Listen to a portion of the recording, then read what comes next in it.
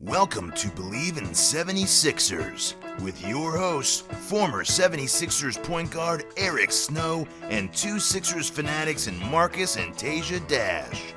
Bleav In 76ers is presented by BetOnline.AG. It's that time of the year again as college basketball takes center stage with the tournament finally upon us. It's March Madness, people. Let's go! If you're looking to wager this year, BetOnline is the #1 spot for all your updated odds and info, along with great contests, including the bracket contest where you have a chance to take home the top prize. Head over to the website or use your mobile device to sign up today and receive your 50% welcome bonus on your first deposit. Just use our promo code BLEAV, that's BLEAV, to get started. BetOnline is your continued source for all your sports wagering needs, including live betting and your favorite Vegas casino games. BetOnline, where the game starts. Hey guys, welcome to another episode of Bleav In 76ers podcast. I'm Marcus Dash. I'm here with our former 76ers point guard Eric Snow and big Sixers fan and my brother Teja Dash. Before we get started here, I know we're going to talk a bit about the game from the other night and the rumors about LeBron possibly coming to the 76ers this summer. But I've seen on Twitter, these guys are having a blast on their West Coast trip. And I know they're at the UCLA campus. That's where they're hosting their practices and stuff. But was that like a big deal for players, Eric, for Sixers guys to go to the West Coast trip? Was that a fun time? Yeah, I mean, it was different. Our trips were, a little different than they are now because our trips were longer. So, we took, when I first came into the NBA, we were taking, 2 trips that were like 2 weeks. So you would be gone for a while. So you would get to LA and you made it fun because, if you go out there and you get a sunny, warm day, it wasn't always like that coming from the East Coast. So you want to always go out there. It's just something about, going out there and seeing the sunshine and having a nice day just kind of brings the fun out a little bit. 2 weeks, that's a vacation, man. 2 weeks. Oh, those trips were brutal. I mean, it was. I think you took like 2 trips, East and West, and you played a minimum of like 6 games. Oof. And then you would take the other trips. They would break them up into smaller. So if you took a Texas trip, you may play a couple teams down there, and then come back. Because you got to remember when I first came in, it wasn't a Memphis, it wasn't an OKC, it wasn't a New Orleans. So it was a little different as far as the locations where all the teams are. Because you guys were going up to the Vancouver for the Grizzlies back then, right? Yes, when I first came in, that was actually my first year. Was the first year for Vancouver and Toronto. So I was, as people say, I was made it to the NBA because they added players. Yeah, I remember they had my name on the list one time of players that made the NBA because of expansion. Oh man! I said thank you. Yeah, thank you. And then watch this, right? Yeah, good timing by my parents. Awesome. That's funny. All right. Well, we'll kind of get into the LA game. So obviously the other night, coming off a solid win over the LeBron-less and AD-less Lakers. I know we probably should have won by more than that, but we kind of had our second half, our something that's become common for us, losing these big leads that we have. But on top of going on to LA, there's been kind of rumors surfacing, not rumors, but more speculative stuff if the Lakers want to blow it up this offseason. And Howard Beck and Chris Mannix had talked about the possibility of LeBron coming to Philadelphia before his current contract is up. And the made-up hypothetical trade they talked about if the Lakers were to blow it up would be to trade LeBron for Maxey, Thibault, and Tobias Harris. Eric, what do you think about this former teammate of yours and LeBron James coming to Philadelphia? And would you do this trade if you were Philadelphia? If I were Philadelphia, yes. If I'm the Lakers, no. I mean, you get a chance that if ultimately what you want to do is try to win the championship. So if you're telling me that you can get LeBron James and keep your best 2 players, you wouldn't do it? Is that what you're saying? What LeBron's talking about wanting to play with Bronny. under any circumstance, though. So let's say he leaves after his contract's up. That's a 1-year rental. That's pretty risky, right? Do you think you got a better chance of winning the championship next year with him? Yeah. Yes. Okay. That's why you do it then. So get rid of Maxey and Thibault and like 2 picks for just a 1-year shot at the ring. You think you got your best. So if you keep those guys, right, in 2 years, you think you got a better chance than that 1 year with LeBron to win the championship? You mean I didn't after say a chance. I'm saying, do you think you got a better chance? I think so. the 1 year with LeBron's obviously the best chance? There you go. That's what you want.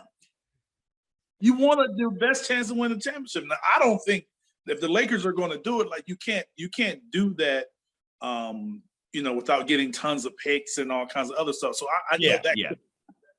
But if we're just talking about it, I'm just saying, like, he gives you the best chance to win a championship. He's been there. He's done it. We know the attention that he's going to bring. So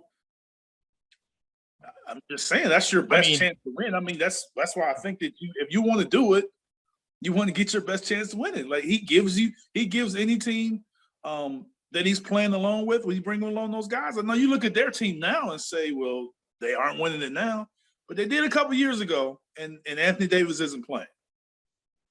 If we won the championship, I'd say it was. I mean, we look back and say, yes, it was worth it. Even if we lost them after that, like we got our ring. Just like Toronto, I'm sure Toronto doesn't mind or regret the Kawhi rental. They don't care about that. They got their ring, whatever, right? But if we didn't win and he left and we lost Thibault and Maxey, then you're set. I mean, then you might have possibly ruined Harden and Embiid's championship window. Look, Toronto got Kawhi. So if they didn't win it, right, and they lost DeMar, but look at them now. It's still there. Yeah, DeRozan was aging himself, right? But they're only a couple games behind us. Yeah, no. Toronto's in good shape, I'd say. But they got a ring. They got a ring within the last few years, though. We don't. See, giving up DeRozan, I'd say, would be like us giving up Tobias Harris. They didn't give up a lot of young pieces. I think Maxey and Thibault can possibly extend this championship window for Harden and Embiid, whereas LeBron would shorten it. Like you're saying they can extend it based on having James and Joel, right? Yeah. Having a younger guy to kind of come along during that. LeBron James can win it without them. Yeah. It shortens the window, though. Yes. It maximizes it, but shortens it. So it's like, okay, you got 2 to 3 years. If you don't win it now. So at any given day, say, for instance, this happens, the LeBron comes for 2 years, and you can have LeBron and you can have Joel and you can have James. And you could pick which one's your 3 on any particular night. That's tough. Yeah. Would you worry about sharing the limelight in Philly? Because LeBron's got he's got the lights everywhere he goes. It's Embiid's city. I feel like Harden's kind of taking a back seat because he knows it's Embiid. Philly's different. Philly's not like a lot of these other places. Philly's different. You play, you win, everybody get the limelight. It's not a one person get it. Allen Iverson got it when we were there, and he got the most of it. Dr. J before us got it, but people still knew Mo Cheeks. They still know knew Moses. Like people, it's enough in Philly because there's so much enthusiasm. The fan base is so huge. So when you're winning, everybody will share it. Like obviously, some people get more, but it's enough to be shared. But Simmons had a problem with that, apparently, sharing it with Embiid. He didn't like that Embiid was like the chosen one by the Philly fans, and he was kind of like the second fiddle. I don't think Ben's issue was with the fans. I think Ben's issue is with the organization. Yeah, because they also favored Embiid over Simmons as well. So it could be whoever they're pushing. So I think it's more that than the fans. You can't control who the fans don't like. I mean, that's nothing to do with you. So I think that was more of a personal who the team is pushing. So because of that, I mean, I personally don't think Ben had the, it's not that I don't think he had it. It's just that his personality is different than Joel's. So Joel is more funny, and so Ben isn't like that. So of course he'll have a different fan base because of that. But I think if Ben had a beef, I think it was because whoever the organization maybe was pushing. Same thing with Butler too, right? When Butler came here, he's got a very like alpha personality too, but you could tell he kind of deferred to Embiid. Like, this is yours. I mean, you're a better player than me. This is your team. I feel like he didn't do that with Ben. I feel like it was kind of like, well, hold on, you're not better than me, so I'm not going to anoint you second on this team or anything, right? Whereas LeBron, if he came here, I mean, maybe he would just say like, okay, whatever. It's your city. You're in your prime. I'm not. Let's just win. But LeBron, none of them come in with the legacy that he has. So, I mean, he could come in no matter what his legacy. He's going to be who he is. He has Philly fans right now and never played for the Sixers at all. So, I don't think that he would have to do anything different. I think he's different because he's judged on the game and how the game is played and how his team is played. So all the other limelight and all that stuff is really irrelevant because he's going to get it no matter where he plays. Yeah, that's true. And I feel like his playing style would gel really well with those two as well. I think he'd play a great 3-4. Yeah, I mean, he's so versatile, so talented. He can pretty much mix and make any team better. Yeah. With the whole Bronny, I know he says he wants to play with Bronny under any circumstances. And right now, some of the draft experts, they have him as like a second round grade if he were to come out right now. Do you think that would change when it is time for Bronny to come out and LeBron still is, I want to play with my son? Do you think he will just become a top 5 pick because a team just wants to have LeBron on their team, so they're going to draft him to get LeBron? Do you think that will be the case when that does happen? I don't know if anyone would draft him as a top 5 pick if he's not qualified. Not really qualified if they don't think he's a top 5 pick. But I do think that people will draft him to get LeBron. Like, there's no doubt in my mind that a team will do that. How high?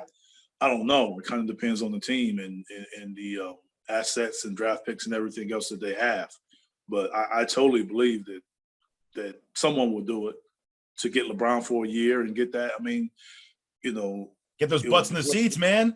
It's just, it's just like it's been done before. You look at Ken and his dad, Griffey. So it's been done before, but it's just so unlikely.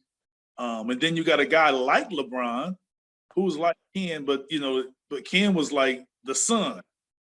Like he was the son, but LeBron's the dad. And if I had a concern about it, it's it just puts a lot of pressure on Bronny. Yeah, to perform, either then or especially when LeBron's not there. So it would be great to see. I'll watch it. I'll pay money to see it, and hopefully, it happens. Yeah. Not just Bronny to play with him, for them to play together, but for him to be able to pursue that, and if that's really what he wants to do is pursue the NBA and have his own career and have a good and long one at that. Yeah, I mean, if you're the Kings and you're going nowhere right now, and you're like 7 overall, and you're like, man, we're not selling out anymore. We're not going to the playoffs anyway. Let's be honest. Why not just pick up Bronny at 7 and get LeBron? Like, we'll sell out every game. We'll sell 1 million jerseys. I don't know. I think it's something like it's historical. So yeah, it's something unprecedented. You've never seen someone get attached to a player like that before, right? I mean, this just something that never happened. So no matter what it is, it'll be a big deal. We don't know how good the team. Obviously, if it's a team that probably feel like they can win a championship, the odds of them doing it is probably not high. But like you said, a team that's struggling and maybe want to experiment and take a chance. And we don't know. Like, Bronny could exceed expectations like his father did. I'm not saying he's going to be LeBron, but it's possible. Yeah. And it would take a lot of pressure off him too. I feel like if they went to a team like that, like let's say they went to the Kings and they started actually playing well, rather like 7, 6, 7 in the East with LeBron, which is actually higher than the Lakers are this year, which is funny. But I don't think there'd be any pressure for Bronny to come in and perform in that regard, right? You just take your like rookie minutes at the end of the games and try to get better that way. But yeah, I mean, I think at the end of the day, he has someone at home every night that can help him as far as improving. But then when you get in that element of actually playing in the NBA, and he's in your ear, but then you get to put the experience with everything that you've heard. He would get better just from the competition from the other players. In the games where he don't necessarily play, like, guys still put in work. They're still, playing against each other, they're still competing. So he will definitely improve. But to have someone there that you're comfortable with, that's a terrific thing. But he would still have to put in the work to continue to improve. And like I said, eventually he would have to get on the court so that experience can pay off. How awkward would it be if they had to pull him down to the G League? Like, you'd have to have LeBron in that meeting too, right? Like, I would think that that would probably be good for him. It would be good for him because the G League, being that I coach in there, it's actually helped a lot of players. No, absolutely. Yeah. Players, is one thing to work hard and practice, but the game experience is what they need to help get to that next level. So a lot of guys are improving, and then when they get in the game, it's still new. Well, the G League provides that opportunity for them to go and play in a system and play with basically the same plays that everybody else that you're, the team is running. So it helps you out a lot. So I think that, that would be great if he gets an opportunity to get in there and play with Bron, and then all of a sudden he was able to go down and get game experience if he wasn't getting it with the actual team from the G League. I mean, that's what the G League is built for. It's built for those opportunities for guys that are limited minutes to go down and gain that playing experience and come back and help prepare them for when their opportunity comes. 100%. I mean, if I was LeBron, though, I'd be like, kind of feel a little bait and switch. I came to you guys to play with my son. Now you guys got me, and you sent my son down to the G League. Now I'm just playing on a. I mean, but I don't think if LeBron's a realist, he's realistic. He understands that him playing with his son doesn't necessarily mean that he's telling teams that his son needs to come and play in the NBA 30+ minutes. Just think that, if there's opportunities and he's proven that he can play, then he'll be able to play. But I think for him to go down to the G League is a part of the process. I don't think that he would think that his son is too good for that. Like, if that's what's right in front of him, and there's players that most likely a young guy that comes in there, there will be some guys, especially at the guard position, that are ahead of you. Yeah. Letting him sit over there, let him go gain some experience. It's one thing for them to keep him down there all year long. Now that's different. But to go down there and play some games and gain some experience and, play some, as many minutes as he can, I think that would be helpful, not just for Bronny, but most players that come into the NBA that's playing limited minutes. And plus, he'll be coming from high school. If he does come in from that point in 2 years, he'll be coming from high school. So he's not going to have that much game experience. So G League, like you said, it's helped out so many players. Christian Wood's one guy I can think of who, played for the Sixers, went down the G League, and then now, he almost made max money with the Rockets 2 years ago. So, Chris Chris Middleton, another one. Yeah, there's so many guys. Yeah. And if this trade does happen, then I'd say to prolong this window, go and draft Bronny with our first pick, or trade up to get in the lottery to draft Bronny, so we can keep LeBron in house for a while. All right. So for our next topic, so after the win the other night, and with the Miami Heat dropping another game, I don't know, Eric, if you saw the whole Miami Heat spat they had in the sidelines between Butler and Spoelstra, but they've now lost their lead. They had 3-game lead. Now it's a 1.5 game lead in the East. We're third place behind Milwaukee right now. Miami still holds the 1 seed, but with 10 games remaining, with the current 5 seed is Chicago, the current 6 seed is Cleveland, the current 7 seed is Toronto, and the current 8 seed is Brooklyn. If you could choose your first round opponent as of for right now, who would it be? Whew. If I could choose, You could choose, yeah. If I had to choose, I would probably say the Cavaliers because of Allen being injured, and just like they're playing well, they play hard, but they have a lot of inexperience especially as far as the playoffs. So just from that standpoint, just from the inexperience from their key players, injuries, I would, if I had to choose, even though I don't really like choosing a team because I think that's kind of, you can get yourself in trouble. But yeah, I would go from that standpoint because of the inexperience and then the injury to a big guy that they would need the extra body to deal with Joel. Yeah, I think same thing. It is tough, but I like to see where all the teams are before making that decision. But I'd say Cleveland, or it was like close for me, Cleveland or Chicago, just because we've owned both of them this year. I think we're 7-0 against them.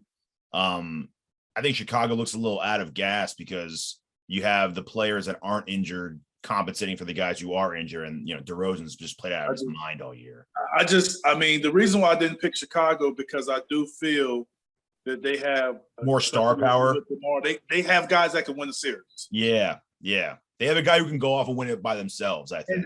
And has the experience where I think a guy in Cleveland like Garland, a young guard that can get hot and win you some games, sort of like, Trae Young did for the Hawks last year. I think that he could go off like that, but I think that, the Bulls have someone that's proven, that's already done something like that. Yeah. That's where, you got to be careful what you ask for. 100%. Yeah. And then I looked up Allen. They say they hope to have him back by the start of the playoffs, but even if they do, just getting back, he's gonna need some conditioning and you get, his feet under him again.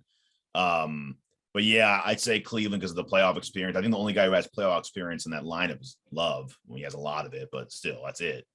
LeVert, will have somebody, but he's been in and out as far as being. Yeah. But yeah, I mean, for the most part, collectively, they're lacking experience. Yeah, they're very young. So I'd go Cleveland as well. I would just love to avoid facing some of like the top teams. Not avoid, but they say like, oh, let's lose this game. But if we could have the Celtics, Nets, Heat, Bucks face each other in some kind of way and just like cancel each other out, man, that'd be amazing. I think I'd probably love to play Cavs and probably Miami in the second round over the Bucks and Nets. But yeah.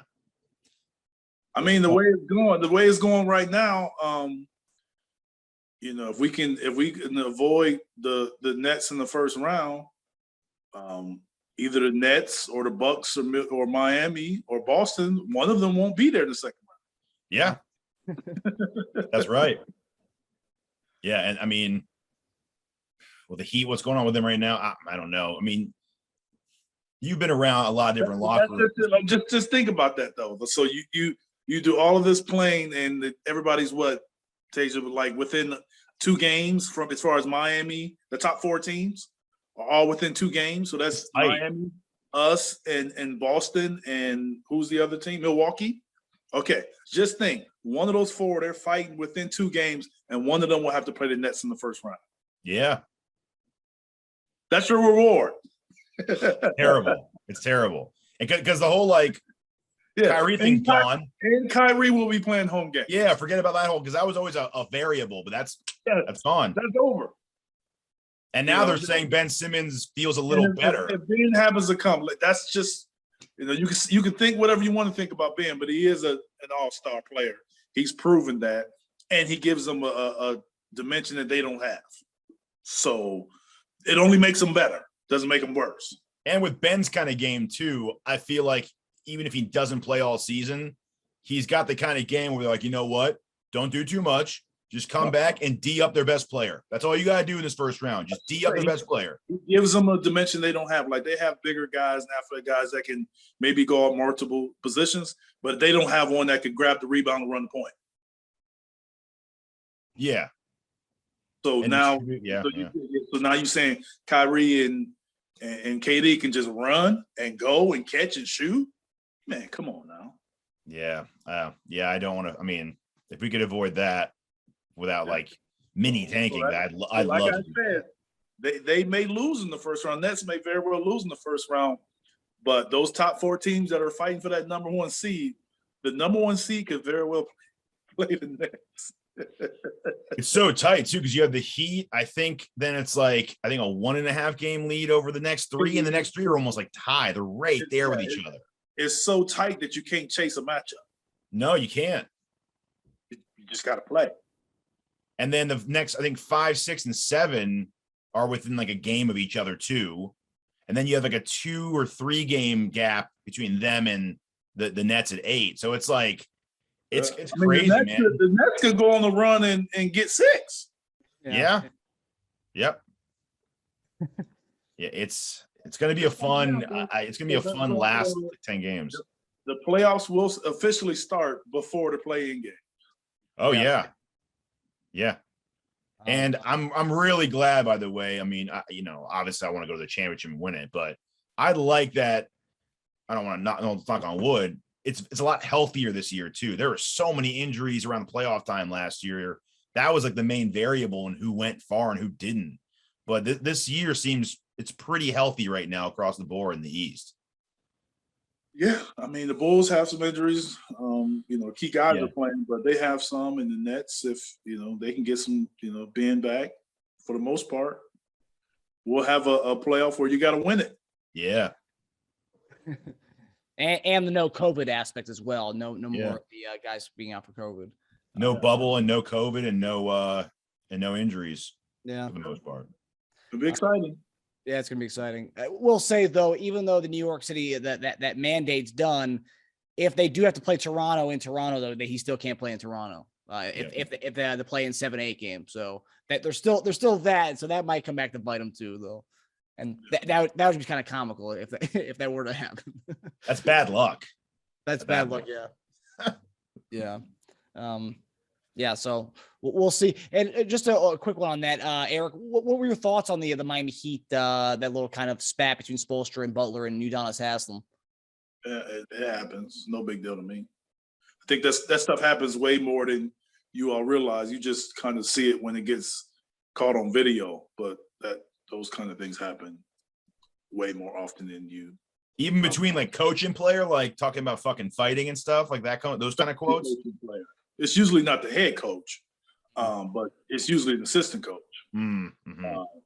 But yeah, that's pretty.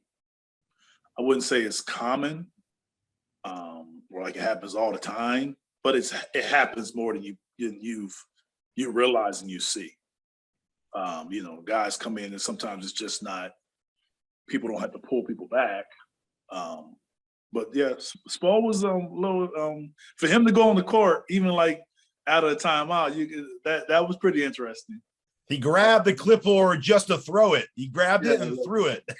So that was that was interesting. That was good to see.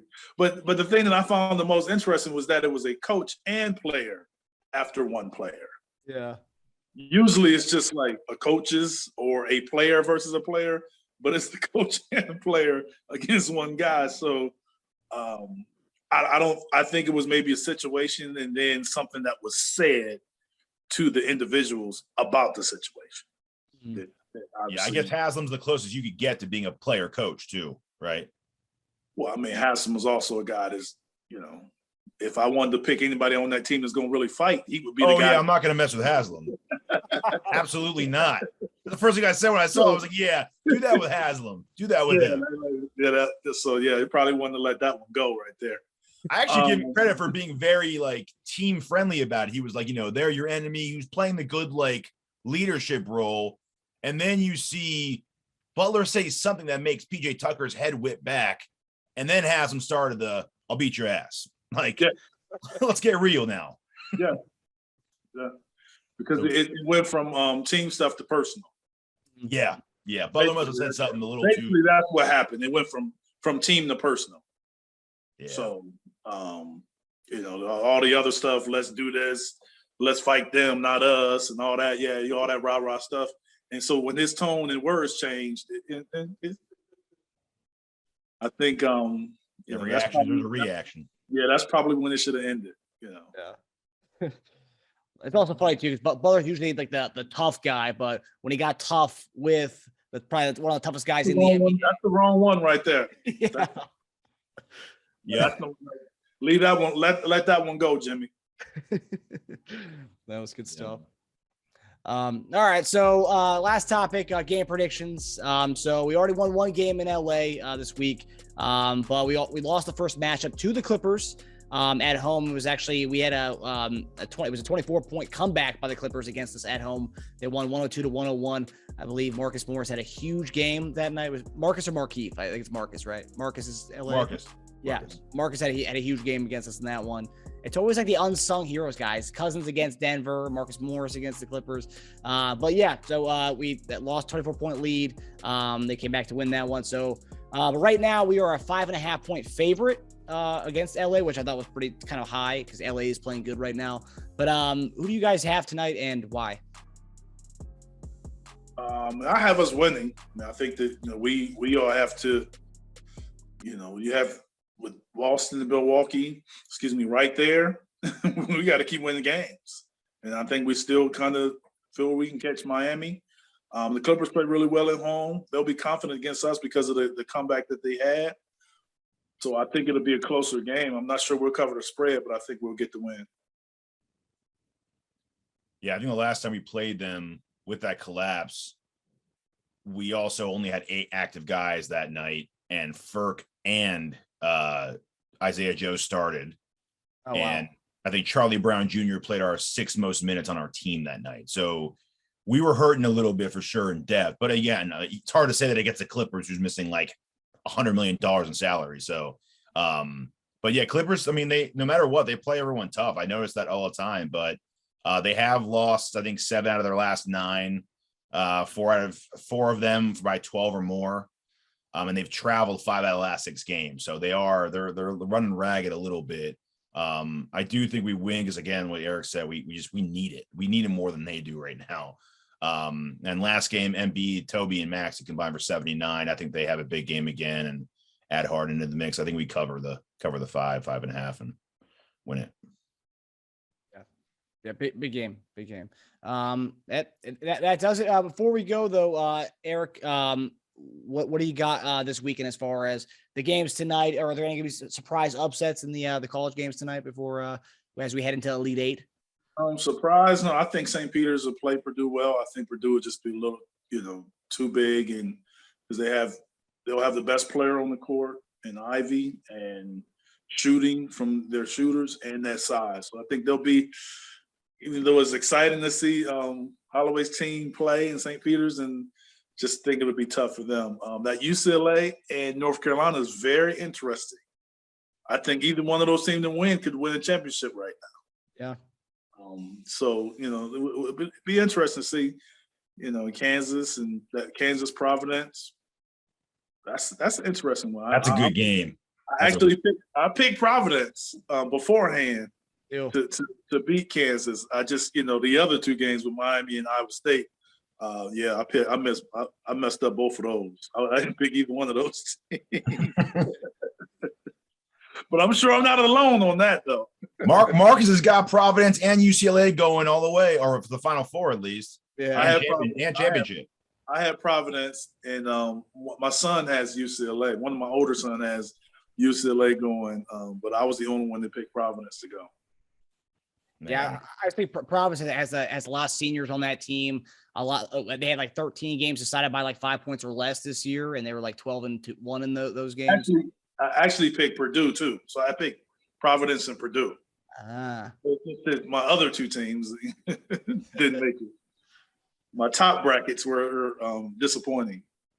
So tonight's a big night for you. Tonight's huge for the family bracket. You got to win. I won it last year. You get a little trash talk with the family bracket. Some clout. All right, fellas. Well, I hope everyone does well in the brackets tonight as we get closer to the Elite 8. But that does it for us. Thanks for tuning in to Bleav in 76ers, presented by BetOnline. We'll see you guys next week as we get closer and closer to the playoffs, and hopefully our seeding just keeps us away from Brooklyn. Let's cross our fingers and keep away from Brooklyn for as long as possible. All right, guys. All right, fellas.